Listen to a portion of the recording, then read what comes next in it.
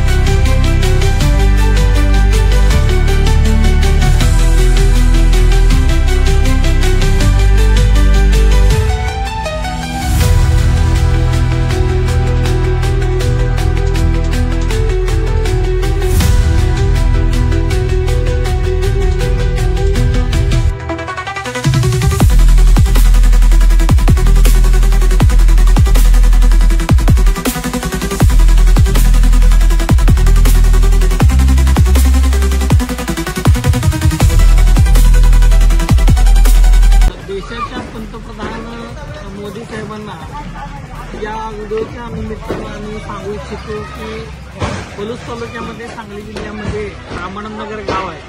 त्या गावामध्ये कामगार भवन परिसरामध्ये रेल्वेच्या हद्दीमध्ये ही बापवाडी म्हणून 40 ते 45 कुटुंब राहत होते. गेली 50 ते 60 वर्ष इथं राहत होती. आज या ठिकाणी रेल्वेच्या कर्मचाऱ्यांनी रेल्वेच्या संबंधित अतिक्रमण हटाव मोहीम जी आलेली आहे ती अचानकपणे इथे येऊन त्यांनी त्यांची जी कुटुंब 40 ते 45 आहेत ती जमीन दोस्त केलेली आहे. एकीकडे पंतप्रधान म्हणतात की आम्ही सर्वांना घरं देणार आहे, परंतु ही झोपडपट्टीत राहणारी जी कुटुंब होती त्यांची कुटुंब उद्ध्वस्त करण्याचं काम या ठिकाणी केंद्र सरकारच्या अखत्यारीत असणाऱ्या रेल्वे विभागानं केलेलं आहे.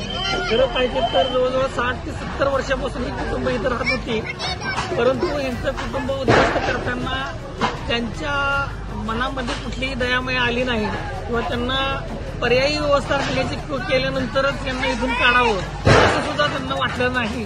तर पंतप्रधानांना मी सांगू इच्छितो की बाबा या बेघर झालेल्या लोकांना तुम्ही घरं देणार तसंच घराबाहेर त्यांना काढणार आहे. त्यांचं अस्तित्व बघितलं तर अक्षरशः रस्त्यावर आलेलं कुटुंब आहे.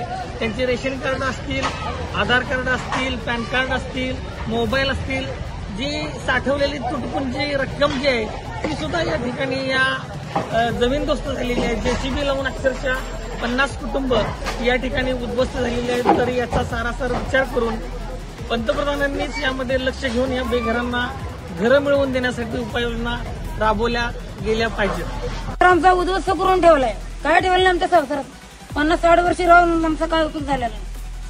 सगळं आमचा केलेलं अन्न सुद्धा आमच्या मुलांच्या तोंडात पाडलेलं नाही. सगळं बुलडेजर सगळं आमचं घाणी घालून सगळं फेकून दिलं. फोटो अन्न सुद्धा पाणी देखील आम्हाला प्यायला ठेवलेलं नाही लोकांनी. एवढं आमच्या जीवात हाल केले नाही. आज गेल्या 50 वर्षात केलं बरं. आता हे चालू या एका दिवसात केलंय आमचं हाल. चुलीवर पातीला मुलं आमची लहान लहान मुलं, माझी गरोदर मुलगी माझी मरता मरता वाचली त्या बुलडेजर खाली. मग मी काय केलं असेल त्या टायमाला? सगळं मला लय काय काय बोलूशी वाटतं. आता मला बोलायला आता नको झालं. असं आमच्या जीवात करून त्यांनी ठेवलेलं आहे. मदत कुणाची नाही मिळाली आम्हाला. मदत कुणाचीच मिळाली नाही. पंचायतवाल्याची मिळाली नाही, गाववाल्याची मिळाली नाही, रिलीवाल्याची तर पुन्हा सुद्धा आम्हाला मदत भेटलेली नाही. आणि कुठलाही येऊन म्हणलेलं नाही 2 तास थांबते त्यांचा तेवढा राड तेवढा जाऊ द्या. हीच आम्हाला कोण म्हणलं. तहसीलदार प्रांत कोण आलते का? कोण सुद्धा आलेले नाही. आले येऊन बघून गेले, भिवून पळून गेले. आम्हाला बघितले आणि हसून गेले. फक्त आमच्यावर कोणीही लक्ष दिलेलं नाही. सगळे बघत बसले. त्याने सगळ्यांना आम्हाला मदत केली असती. आता ही येळ आम्हाला आलेली नसती. ही तुमच्यामुळे आम्हाला ही येळ आलेली. आमचा कुठेतरी तुम्ही निवारा लावायला पाहिजे होता. मग ही लोक कधी ना कधी उठणार आहेत. ह्यांचा आपण निवारा कुठेतरी लावा ही करायला पाहिजे होतं. आमच्यासाठी कुणीही काही केलेलं नाही. फक्त आमचा इस्तेमाल केलेला आहे. गेले 5 वर्षाला होते, 3 वर्षाला होते, 2.5 वर्षाला होते. आम्हाला फक्त त्यांचा आमचा फक्त त्यांनी वापरच केला. आम्हाला काहीच केलं नाही. हेच मी बोलते. ह्यातच आमचं ओळखून घ्या की का अशी म्हणते का नाही. आमच्या पडदा आग पडली. आमची लहान लहान मुलं बिन अन्नाची बिन पाणी तडपडलेली. सकाळपासून आमच्या तोंडात अन्न नाही. आम्हाला चक्कर लागले. याला काय केलं पाहिजे? आम्हाला नुसतं आश्वासन देऊन ह्याच्यावरच आम्हाला ठेवलं. आमच्यासाठी कुणीच काय केलं नाही.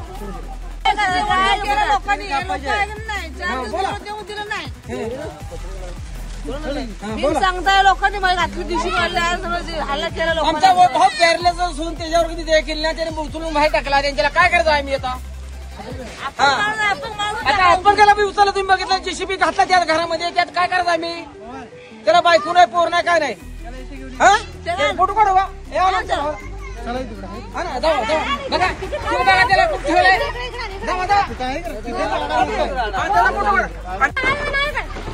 एवढ्या वर्ष आम्ही राहिलो 50 वर्ष या गावात आमची पोरण बाळ सगळी उठून करून टाकली गरीबाची काय जाण आहे नाही मोठा लोक असले काय झालं एवढं का बोललं अजून काय बोलत आहे विचार केला नाही त्याने सगळे पोरण बाळ पैसे पाणी सगळं आमचं सगळं भांडी कुंडी सगळं चोट झालं आता यांनी पैसे करून खायच हाय का आम्हाला भांडू कुंडत राहत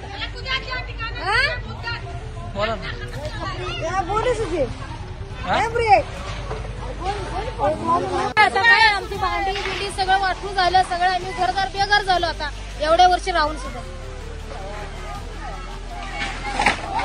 पसारा काढून देऊया आता काय उपयोग केलं नगरातल्या लोकांनी म्हणा सरपंचांनी म्हणा गावातल्या लोकांनी काय आमचं केलं नाही एवढे दिवस राहून मतदान घेऊन आमचा सगळीच फायदा घेतला किती वर्ष राहिलाय तुम्ही 40-50 वर्ष होऊन गेली माझं लग्न नव्हतं तेव्हापासून राहायला तुम्ही 2-4 डोळ्या खापल्या सासू वारली सासरा वारला नंदा वारल्या दीर वारलं तिथं सगळे 5-6 डोळ्या खापल्या मग काय केलं उपयोग आमचा बुलडोजर लावून त्याने पाडलं सगळं हा सगळं पाडलं बुलडोजर लावलं आम्हाला विचारलं नाही काय नाही बिन विचारताच बुलडोजर घालून सगळं फोडतोड केली आमची सगळे नासधूस झाली सगळे नादुरुस्त झाली मुलं लेकरं सगळे उपाशी सकाळच्या उपाशी पुढे सकाळच्या झाले फिरतात कोणी लक्ष दिलं कोणी नाही लक्ष दिलं नाही सरकारनं पण दिलेलं नाही सरकारनं नाही दिलं इथं आलतं डेप्युटी आलतं ते आपलं वकील साहेब आलतं दुसरं कुंडलचं पण आलतं ते आमच्याबद्दल त्याने आमच्याबद्दल वार्ता केल्या पण त्या लोकांनी मानून घेतलं नाही सकाळच्या जरा बिन आणायची पोरं फिरतात आमची पाणी सुद्धा हा सगळं जेवण पाणी सगळं केले सगळं शिळं जेवण राहिलं पोरं सगळं खायला म्हणजे ते सुद्धा सगळं विस्कटलं लोकांनी असे अत्याचार करणे चांगलं नाही रेल्वेवाल्याशी काय एवढा अधिकार दिला आहे का रेल्वेवाल्याशी एवढा अधिकार दिला आहे का गरीबांना अत्याचार करायचा तुम्ही शिवाजी महाराजाचं कोण नाही कोणी नाही तुम्ही शिवाजी महाराजाचं महाराज असते का एवढा अन्याय झाला महाराजानं हे केलं नाही काय केलं नाही चांगलं महाराजानं वस्त्र घातलं मग तुम्ही नाही तुम्ही काय बोलताय का बोला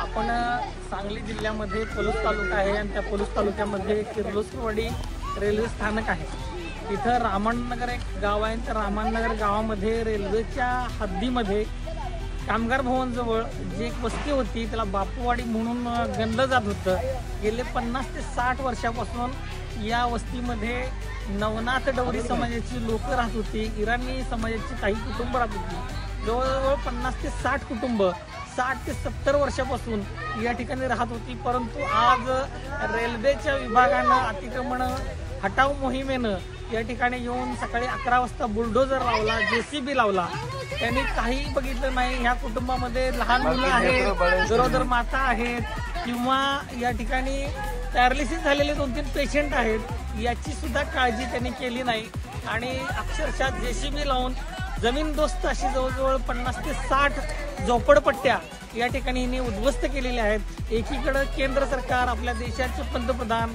नरेंद्र मोदी असतील राज्याचे मुख्यमंत्री देवेंद्र फडणवीस असतील बेघरांना घरं देण्याची मोहीम त्यांनी आखली आहे परंतु गेले कित्येक वर्ष झालं 50 ते 60 वर्षापासून अक्षरशः रस्त्यावरती राहणारे ही कुटुंब आहेत त्यांना बेघर करण्याचं काम या ठिकाणी शासनाच्या काही अधिकाऱ्यांनी कर्मचाऱ्यांनी काही पथकांनी केलेलं आहे असंच या ठिकाणी दिसतं त्यांना सकाळपासून विना अन्न पाण्याची इथं आहेत रस्त्यावरती पडलेले हे कुटुंब आहे आपण जर बघितलं तर त्यांचे रेशन कार्ड उद्ध्वस्त झालेले आहेत पॅन कार्ड उद्ध्वस्त झालेले आहेत त्यांचे मोबाईल फोन खराब झालेले आहेत त्यांचं अन्न शिजवलेलं त्याची पण नासाडी झालेली आहे लहान लहान मुलं इथं आहेत सकाळपासून जेवलेली नाहीत त्यांना कुणीही जेवणाची व्यवस्था केली नाही साधी पाणी पिण्याची सुद्धा व्यवस्था या ठिकाणी प्रशासनाच्या अधिकाऱ्यांनी केलेली नाही अतिशय दयनीय अवस्था या ठिकाणी झालेली आपल्याला पाहायला मिळते बघितलं तर 60-70 वर्षापासून जवळजवळ तिसरी पिढी या ठिकाणी या इराणी समाजाची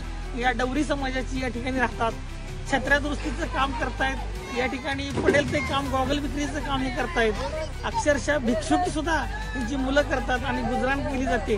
परंतु यांना पर्यायी व्यवस्था न करता, यांचं पुनर्वसन न करता, यांच्या राहत्या झोपडीतून त्यांना उद्ध्वस्त करण्याचं काम या ठिकाणी निर्दयी असलेल्या अतिक्रमण हटाव मोहिमेने केलेली आहे. याची दखल प्रशासनानं घ्यावी, जिल्हाधिकाऱ्यांनी घ्यावी, मंत्री महोदयांनी घ्यावी. याकरिताच आम्ही या ठिकाणी आलेलो आहोत. आपल्या व्यथा ज्या आहेत लोकांच्या या मांडण्याचा आम्ही प्रयत्न केलेला आहे. तर या माध्यमातून मुख्यमंत्री देवेंद्र फडणवीस असतील, रेल्वे मंत्री असतील, शिवाय पंतप्रधान नरेंद्र मोदी असतील, लवकरात लवकर उपाययोजना करून यांना राहण्याची व्यवस्था तात्काळ करावी, यांना जेवण खाण्याची व्यवस्था सुद्धा या ठिकाणी करण्यात यावी, अशी मी या ठिकाणी विनंती करत आहे.